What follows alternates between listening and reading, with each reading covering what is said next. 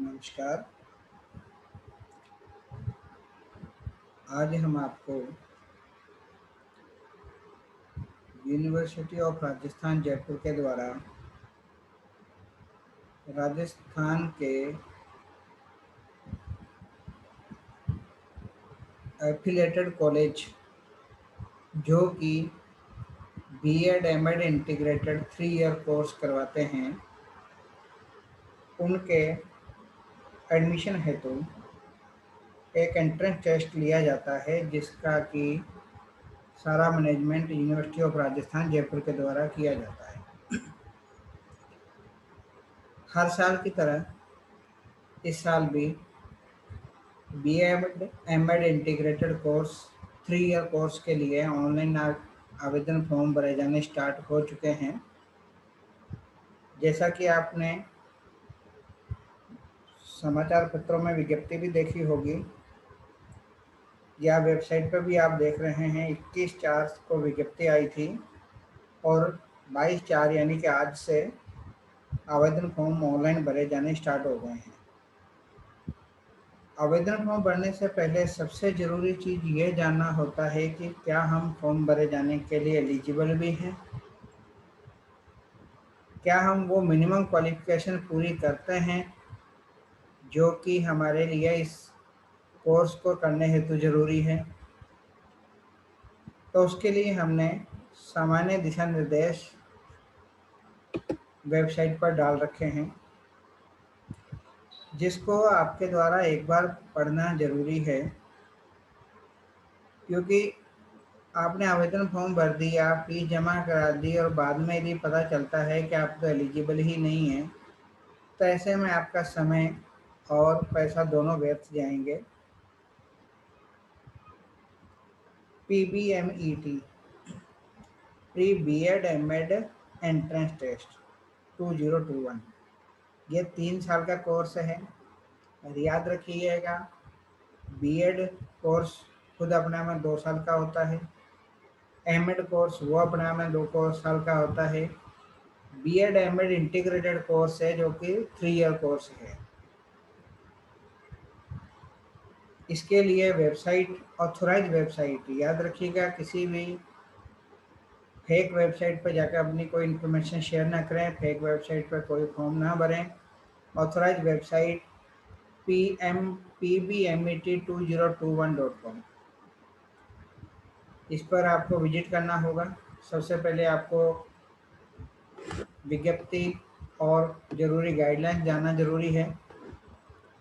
राजस्थान सरकार के उच्च शिक्षा पत्रांत दिस क्रमांक के अकॉर्डिंग जयपुर के दिनांक 15 दिसंबर 2020 के द्वारा राजस्थान राज्य के समस्त राजकीय, निजी एवं डीम्ड विश्वविद्यालयों के विभिन्न शिक्षक प्रशिक्षण महाविद्यालयों में बीएड एमएड इंटीग्रेटेड कोर्स वर्ष 2021-22 में प्रवेश हेतु राज्य स्तर पर केंद्रीकृत प्रवेश परीक्षा हेतु राजस्थान विश्वविद्यालय जयपुर को अधिकृत किया है। इस विश्वविद्यालय द्वारा जो वेबसाइट बनाई गई है उसका नाम है pbmet2021.com, जहां पर आपको विजिट करके रजिस्ट्रेशन करके और अपना पूरा आवेदन फॉर्म भरना है। आवेदन फॉर्म भरने के बाद में आपके सामने एक पेमेंट इनवॉइस जनरेट होकर के आएगी 500 रुपीज़ की, जो कि नॉन रिफंडेबल है, जिसके लिए आप ऑनलाइन पेमेंट गेटवे के हेल्प से फीस जमा करवाएंगे। Debit card, credit card, net banking अथवा और भी बहुत सारे वहाँ पर ऑप्शंस आपको उपलब्ध होंगे। कुछ वॉलेट्स उपलब्ध होंगे जिनकी हेल्प से आप ऑनलाइन पेमेंट करेंगे। ऑनलाइन फॉर्म भरते टाइम में हमारे लिए ज़रूरी यह है जानना कि जब हमने फॉर्म भरा है तो उसको एक बार अच्छे से देख लें, उसको प्रीव्यू चेक कर लें, एक बार उसमें जो भी भरा है उसको देख लें, क्योंकि गलत जानकारी भर दी और उसके बाद में फीस जमा कराने के बाद यदि आपको पता चलता है तो उसमें संशोधन नहीं हो पाएगा। अतः फॉर्म को एक बार सावधानी पूर्वक देख लें और फॉर्म भरे जाने से पहले इस पूरी गाइडलाइंस को देख लें, सामान्य दिशा निर्देश को अच्छे से पढ़ लें, एलिजिबिलिटी क्या है, क्या भर सकते हैं कि नहीं भर सकते। जैसे राजस्थान सरकार के निर्देशानुसार सामान्य वर्ग के अभ्यर्थियों के लिए पात्रता स्नातकोत्तर पोस्ट ग्रेजुएट पास कैंडिडेट जो कि मिनिमम 55% हो सामान्य वर्ग के लिए। इसके अलावा जो भी राज्य सरकार के द्वारा रिजर्वेशन कैटेगरी में आते हैं, जिनको कि जो भी सरकार के द्वारा छूट दी गई है, जैसे कि अनुसूचित जाति, अनुसूचित जनजाति, इसमें ट्राइबल एरिया टाटा भी है, अन्य पिछड़ा वर्ग, विशेष पिछड़ा वर्ग, विकलांग, विधवा, इन सब के लिए पोस्ट ग्रेजुएशन में 50% मार्क्स होना जरूरी है। एक नंबर भी यदि कम है तो आप फॉर्म नहीं भर सकते, और यदि कोई गलत जानकारी देते हैं तो आपका आवेदन बाद में निरस्त हो सकता है।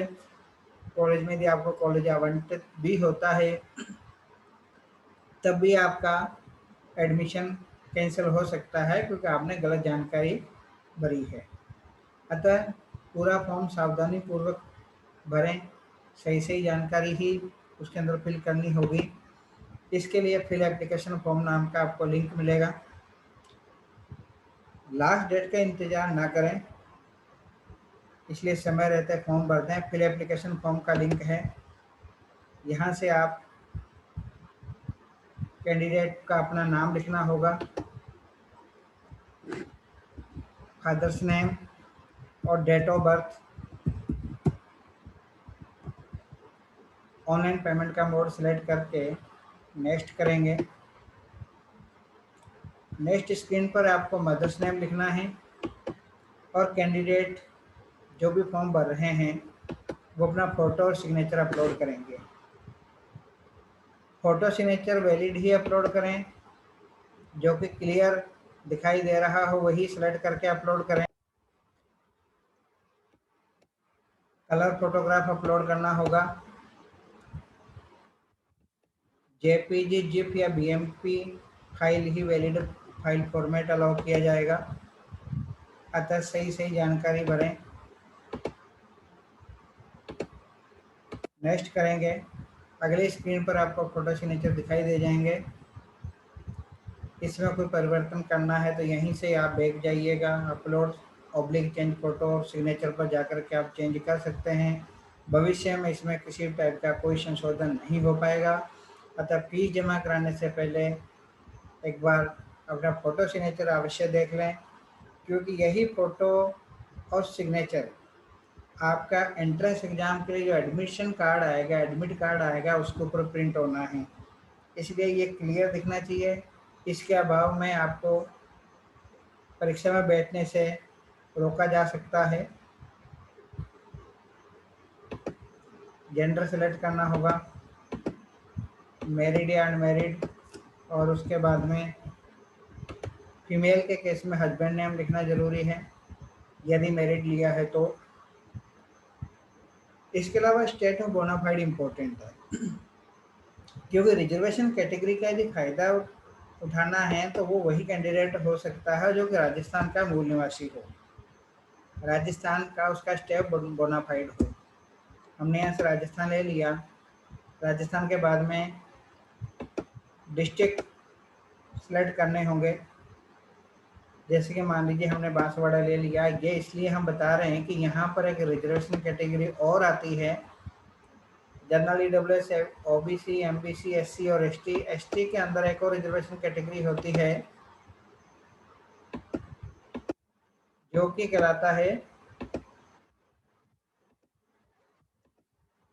टाडा ऑब्लिक शहरिया।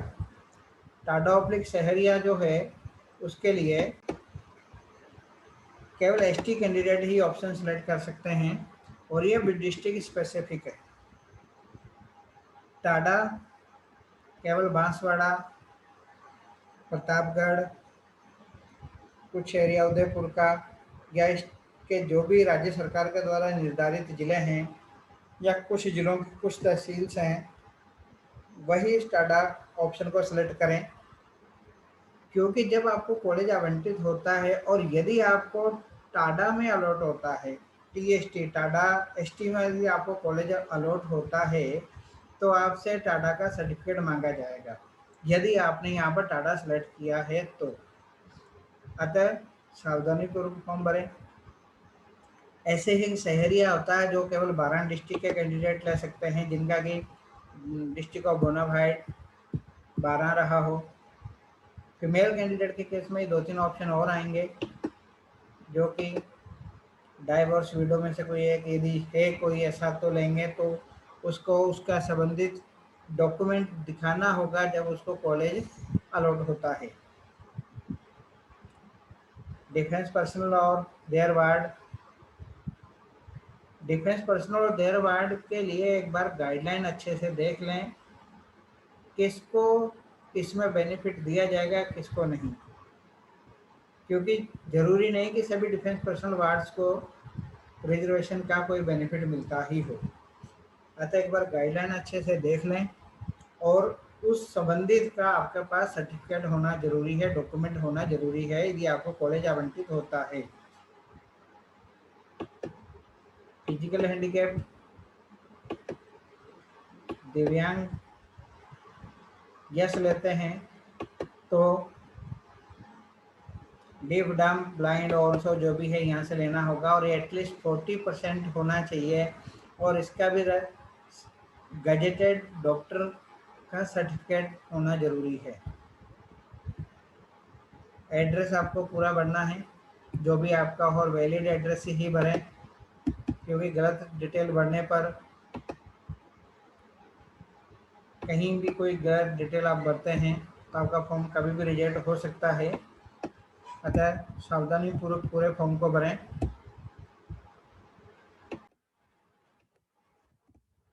जो भी आपका एड्रेस है वो लिखेंगे आप, और वैलिड एड्रेस लिखें, पोस्ट ऑफिस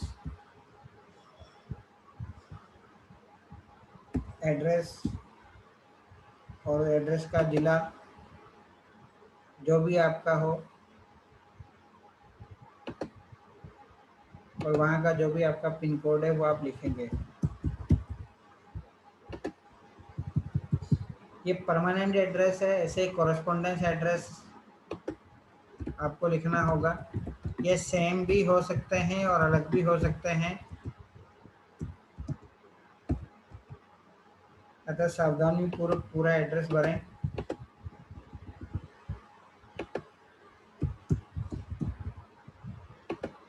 ईमेल कैंडिडेट अपना ही लिखें,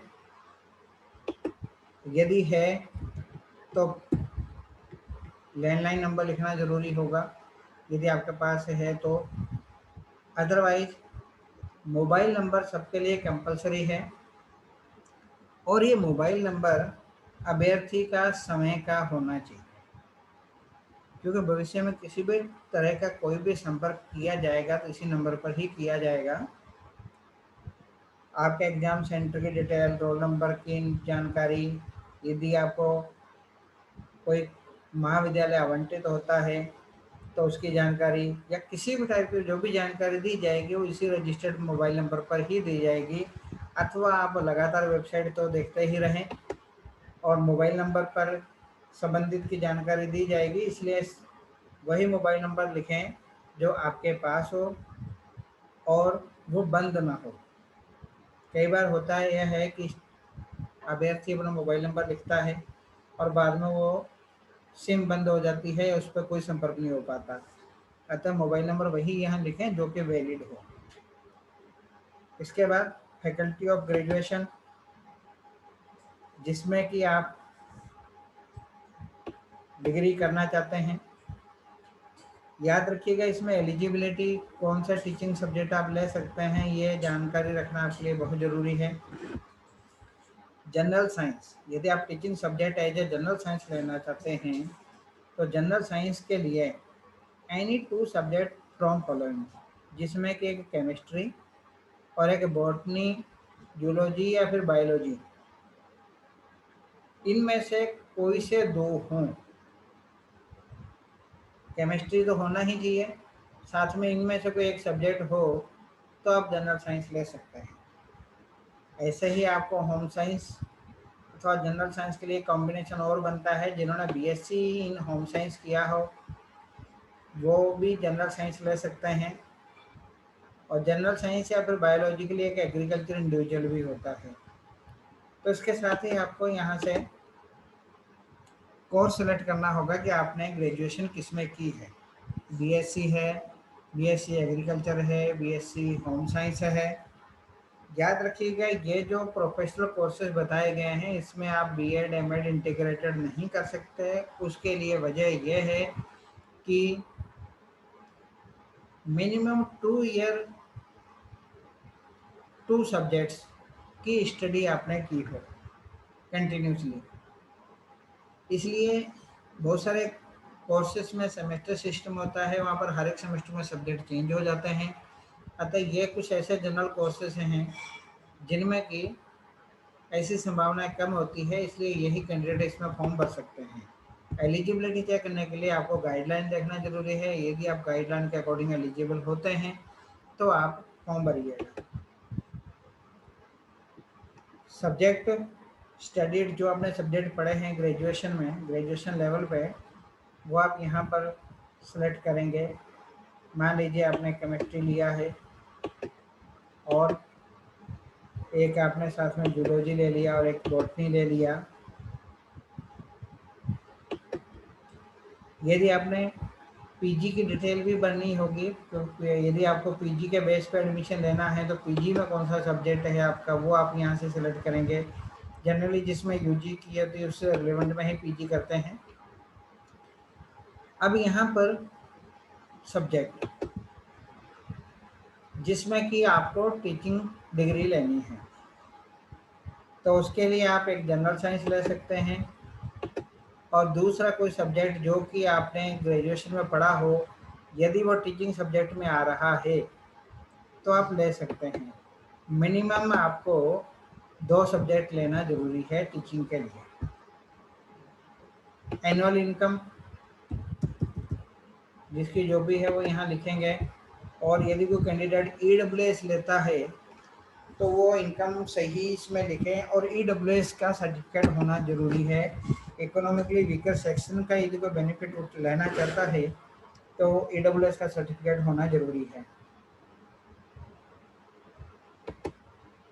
एग्जाम डिस्ट्रिक्ट सबका जयपुर रहेगा। और एक यहाँ पर बहुत इम्पोर्टेंट है कि अभ्यर्थी को अपना बैंक खाता संख्या इसमें लिखनी है। यदि किसी अभ्यर्थी ने काउंसलिंग में पार्टिसिपेट किया है, अभी तो केवल एप्लीकेशन फॉर्म भरवाए जा रहे हैं, इसके बाद में एग्जाम के बाद जब आपका रिजल्ट आता है, रिजल्ट के बाद आपसे वापस काउंसलिंग हेतु रजिस्ट्रेशन करवाया जाएगा। उसके अंदर आपसे 5000 रुपीज़ लिए जाएंगे काउंसलिंग रजिस्ट्रेशन हेतु। काउंसलिंग रजिस्ट्रेशन के बाद आपसे कॉलेज ऑप्शन फॉर्म पूछे जाएंगे कि आप किस किस कॉलेज में एडमिशन लेना चाहते हैं। आप अपनी प्रेफरेंस के अकॉर्डिंग कॉलेज भरेंगे उसके अंदर। और यदि आपको कॉलेज आवंटित होता है तो बाकी की एडमिशन फीस जैसा कि गाइडलाइन में मिलेगी आपको, उसके अकॉर्डिंग आपको फीस जमा करवानी होगी। इन केस आपका फीस तो जमा हो गई बट आपको कोई महाविद्यालय आवंटित नहीं होता है, अथवा आपको महाविद्यालय तो आवंटित हो गया और आप उसमें रिपोर्टिंग करने नहीं जाते हैं, तो ऐसे में कुछ प्रोसेसिंग चार्ज डिडक्ट करते हुए बकाया पैसा जितना भी आपका बनता है वो आपको लौटाया जाएगा। कितना लौटाया जाएगा इसके लिए आप समय समय पर वेबसाइट देखते रहें, गाइडलाइन देखते रहें, लेकिन लौटाया जाएगा केवल इसी बैंक खाते में। अतः अभ्यर्थियों को ये सलाह दी जाती है कि समय के नाम का ही, खुद के नाम का ही बैंक अकाउंट खोलें, खुद के खाता संख्या ही देवें। यदि खाता नहीं खुला है तो अभी भी खुलवा लें, क्योंकि बहुत आसानी से बैंक अकाउंट खुल जाते हैं, क्योंकि इस अकाउंट में पैसा रिफंड किया जाएगा। यदि किसी का अकाउंट डिटेल नहीं उपलब्ध है तो उसको पैसा रिफंड कराने में दिक्कत आएगी, और किसी गलत खाते में यदि पैसा चला जाता है तो उसके अभ्यर्थी की जिम्मेदारी होगी।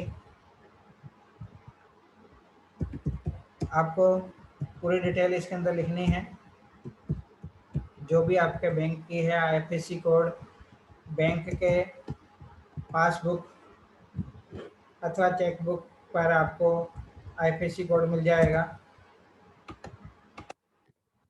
और यदि आपको बैंक पासबुक भी नहीं है, चेक बुक भी नहीं है, तो बेहतर होगा अपने ब्रांच में जाकर के पूछ लें कि आपका आईएफएससी कोड क्या है। बहुत सारी वेबसाइट्स पे ऑनलाइन भी आपको आईएफएससी कोड मिल जाएंगे, लेकिन बहुत सारी बैंक्स आपस में मर्ज हुई हैं पिछले कुछ दिनों में, और कुछ एक ब्रांच शिफ्ट हुई हैं दूसरी जगह। तो ऐसे में यदि किसी ब्रांच का कोई आईएफएससी कोड चेंज हुआ है, तो ऐसे में आप ऑनलाइन ना देख करके सीधा ब्रांच से ही लेवें तो ज़्यादा सही रहेगा। आपको क्वालिफिकेशन डिटेल पूरी भरनी है। आपने 10th किस बोर्ड से की, कब क्लियर किया आपने, मैक्सिमम मार्क्स क्या थे और ऑब्टेन क्या हैं। ऐसे ही सीनियर सेकेंडरी और इक्विवेलेंट ऑब्लिक बीएपी। कुछ यूनिवर्सिटीज ऐसी होती हैं जो 12th के इक्विवेलेंट कुछ कोर्सेज करवाती हैं, तो वो अपनी डिटेल यहाँ पर लिखेंगे। मान लीजिए हमने तो राजस्थान बोर्ड से ही इसको सेलेक्ट किया, board of secondary education Rajasthan, और कब क्लियर किया था हमने 2009 में, और ऑब्टेन मार्क्स और टोटल मार्क्स।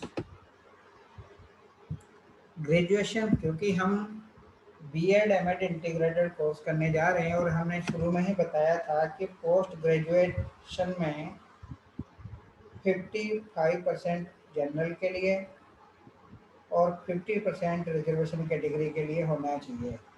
लेकिन जो अभ्यर्थी अपीयरिंग है वो भी यह फॉर्म भर सकता है। अपीयरिंग में इम्पोर्टेंट जो ध्यान रखने वाली बात यह है कि अपीयर इन फाइनल ओनली। जो अभ्यर्थी अभी प्रीवियस में जिसने एडमिशन लिया ही है वो इसको नहीं भर सकता, क्योंकि अपीयरिंग उसके लिए वर्ड यूज में लिया जा रहा है जो कि इस वक्त पीजी फाइनल में है, पोस्ट ग्रेजुएशन फाइनल में है। तो जो पोस्ट ग्रेजुएशन फाइनल कर रहा है उसका ग्रेजुएशन तो क्लियर होगा ही सही, किस यूनिवर्सिटी से उसने किया है वो यहाँ पर भरेगा, क्या किया है, कौन सा कोर्स किया, वो यहाँ से लेंगे अपन उसकी सारी डिटेल को और ध्यानपूर्वक भरेंगे। बीएससी कहाँ से की है, उस यूनिवर्सिटी की डिटेल, उसकी पूरी क्वालिफिकेशन, पूरी डिटेल भरने के बाद में हम यहाँ से ईयर सेलेक्ट करेंगे कि ग्रेजुएशन कब किए हैं, कितने मार्क्स थे और उसमें से कितने ऑब्टेन किए।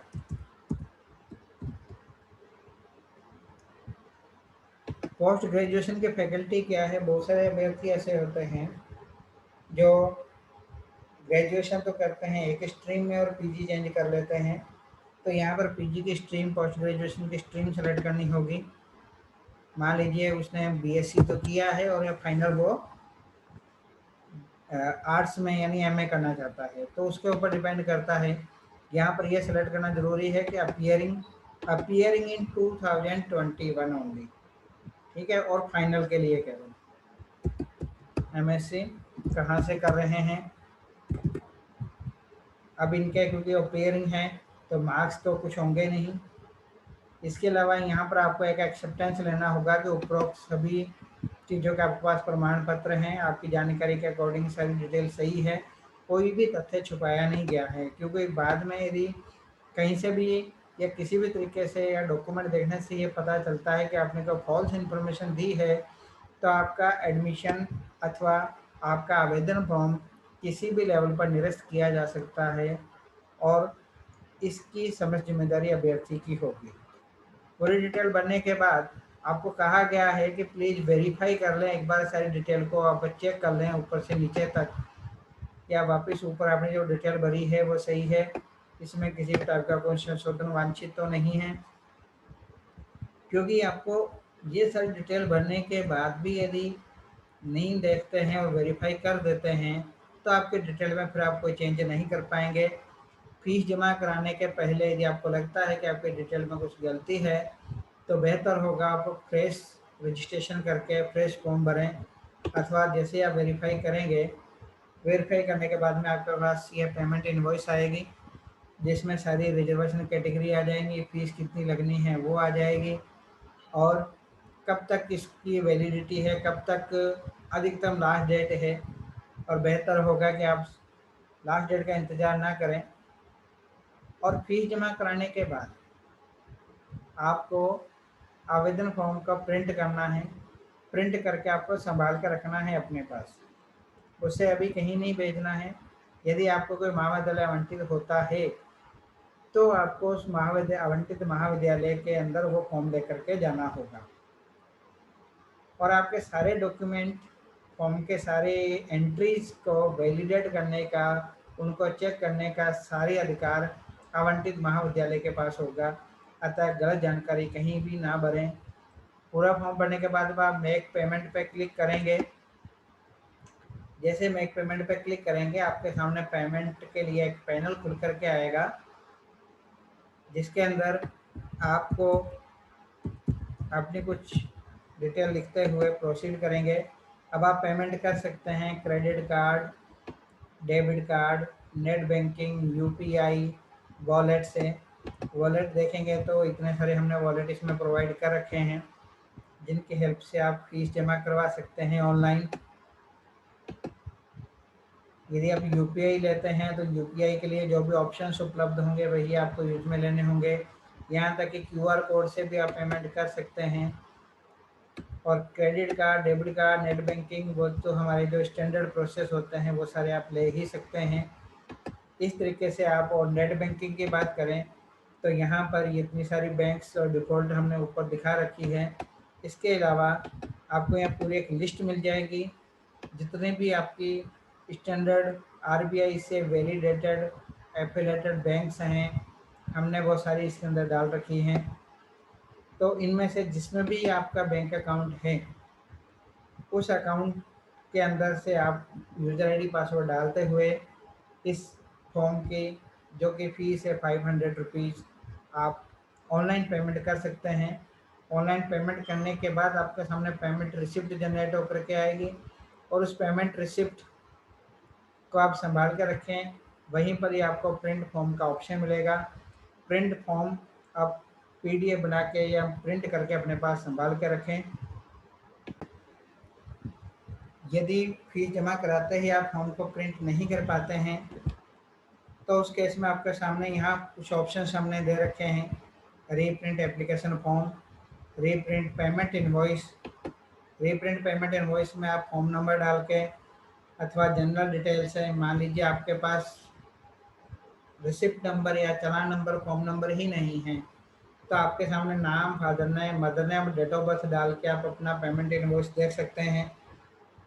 अथवा नाम और मोबाइल नंबर से भी आप पेमेंट इनवॉइस को प्रिंट कर सकते हैं। पेमेंट इनवॉइस प्रिंट करेंगे, यदि आपके फीस जमा हैं तो ही आप आवेदन फॉर्म को प्रिंट कर सकते हैं। प्रिंट एप्लीकेशन फॉर्म का लिंक हमने यहाँ दे रखा है। प्रिंट एप्लीकेशन फॉर्म पे आप क्लिक करते हैं तो यहाँ पर application number, date of birth और प्रिंट फॉर्म ऑप्शन सेलेक्ट करके आप प्रोसीड करेंगे तो आपका पूरा फॉर्म प्रिंट हो जाएगा, जिसके ऊपर आपको फ़ोटो, सिग्नेचर, जमा की हुई फीस की सारी जानकारी, आपके द्वारा भरे गए सभी एंटिटीज़, सारी डिटेल, क्वालिफिकेशन डिटेल सब वहाँ पर आपको दिखाई दे जाएगी, जो कि आप प्रिंट करके अपने पास संभाल के रखें। एप्लीकेशन नंबर याद रखना, संभाल कर रखना इसलिए भी ज़रूरी है, भविष्य में जब ऑनलाइन एडमिट कार्ड जारी किए जाएंगे तो आप इसी एप्लीकेशन नंबर के हेल्प से ही फॉर्म को प्रिंट करेंगे और प्रिंट करके अपने पास रखें। साथ में ये गाइडलाइन को एक बार अच्छे से देख लें। इसके अंदर आपको ये भी बताया गया है कि परीक्षा का पैटर्न क्या रहेगा, किस तरीके के ऑप्शंस आएंगे और संभावित क्या सिलेबस रहेगा, उसका कुछ एग्जाम्पल्स आपको मिल जाएंगे। सैम्पल क्वेश्चन पेपर भी आपको इसके अंदर मिल जाएगा। अतः लास्ट डेट को ध्यान में रखते हुए फॉर्म भरें और अपने भविष्य को ध्यान में रखते हुए सही सही जानकारी इसके अंदर भरें। धन्यवाद।